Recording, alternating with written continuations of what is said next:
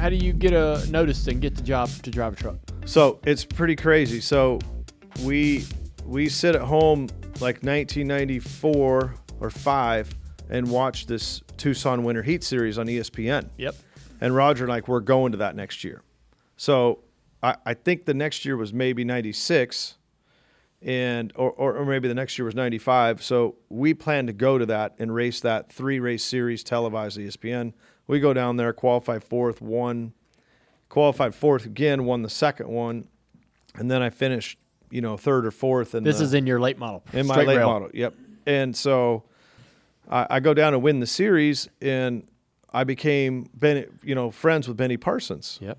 And we came back and won the race. How did you become friends with him? He, you know him. He walks through the garage area. He talks to everyone, knows everyone. Yep. Bigger than life kind of guy.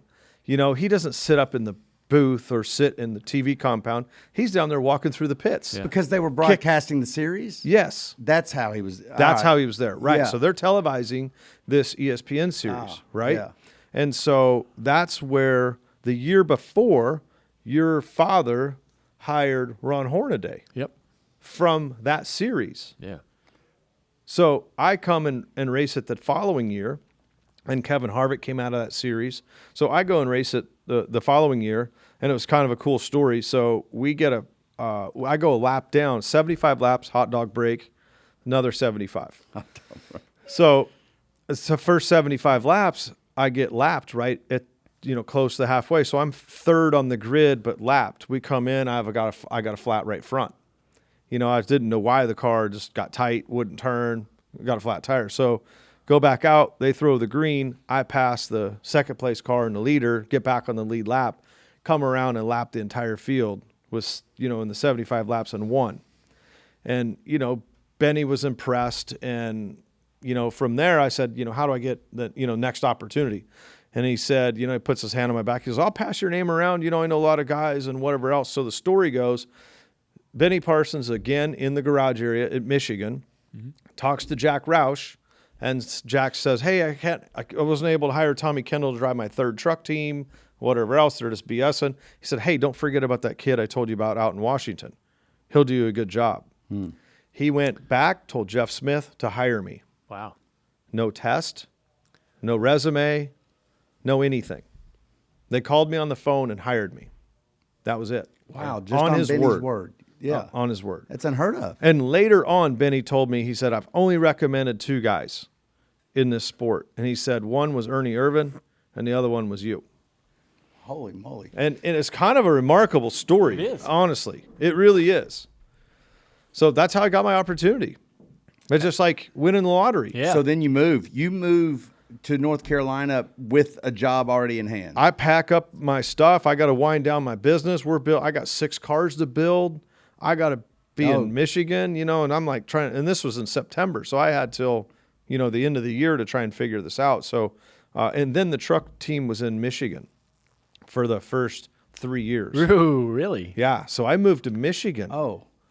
Yes. That's Not North Carolina. Not North Carolina. So I moved to Michigan. And then when I got to run the Xfinity series or the Busch series, then I moved here. Okay. Did you know Roush had his truck operation? Don't remember that. Never heard of that. But yeah. I was in Livonia.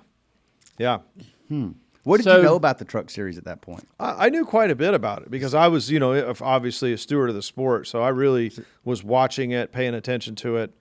I knew a lot about it. Gotcha. Mm-hmm. You, talking about your racing career just right before the truck deal, in 1995 you had 27 wins. You're second to Larry Phillips in division standings, the Pacific Coast Division. You're racing just specifically at those 2 racetracks? Yeah, just those 2 tracks. And I think the way it worked back then, Junior, is you were allowed to choose 2 tracks and accumulate your finishes like as a point standing for those 2 racetracks. So in 1995, you're running the Winston Racing Series, and I was also in the Winston Racing Series on the East Coast in the Mid-Atlantic region. You were in the Pacific Coast Division. I was in the Mid-Atlantic. Right. Yeah. That's cool. You had a much better experience than I did. I did okay, hey. Yeah.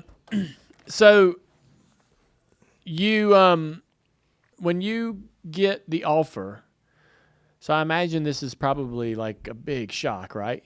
A huge shock. What is the reaction from your friends, your family, your parents? What is the reaction to everybody in this tiny little town? It's quite incredible, really. And I mean, the way the phone call goes or the story goes quickly is, we ran this small shop and built these cars, and it was like 3 of us. It was me, Roger, 4 of us, and I had a parts guy. We're getting ready to go to lunch, and that's when Roger and I sit down still at lunch, and we talk about business, and we talk about what we're doing and where we're going and kind of what we're working on. So we're getting ready to go to lunch, and my parts guy pages me, says, Geoff Smith's on the phone for you. And I'm like, I don't know who that is, but why'd he give his first and last name? And I said, I'll take the call real quick, because you never know, with Tucson Winter Heat. So I answer the phone, and I'm in there, and Roger's kind of pacing around a little bit. And 5 minutes later, Roger's back to work. I see sparks, and he's welding, because he hates to stand around. So like 20 minutes later, I have a window in my office that looks out in the shop. 20 minutes later, he's standing in the window like, coming out here? Are we going? And so I write Jack Roush on the phone and, or on a piece of paper and hold it up.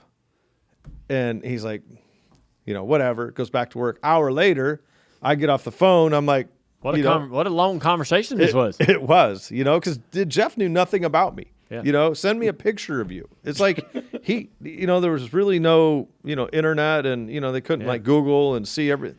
So it was interesting. So they had a contract ready? They faxed me a contract. What was the contract? Funny enough, I don't have a fax machine. My mom does, and their steel yard was like a block away. So I walk over there and I get all my faxes from my mom's shop. So they faxed me a contract. And my mom and dad are in their small modular office, and I'm on like page 4 of this contract. And I said, does it really matter what this says? They're going to pay me, $70,000 to drive a race car, and I don't have to pay for anything. I said, I just turned to the last page and signed it. Yeah. What was the deal? How long? I think it was like a 4-year deal. So all of Roush's contracts were fairly lengthy, so it gave him runway to, sign another contract. Yeah. And so I always signed contracts the year before I was in my option year. Yeah. They would negotiate it, because they didn't want me talking to other teams. So year before, we always negotiated, the next 3 years or whatever it might have been. And you raced for Roush from that moment on until you retired. Yep. Or until you didn't never retire, until you quit racing in the Cup Series full time. Yeah. Hey guys, I'm here to tell you 3 reasons why I love our sponsor, Tire Pros. Number 1, Tire Pros loves cars as much as I do. Number 2, they have great service. Number 3, they're committed to getting you back out on the road. Plus, they've got this really cool logo. Dale, that's 4 reasons. And they have over 600 locations, 24/7 roadside assistance, a great selection, and a best-in-class tire warranty. Tire Pros, love the drive.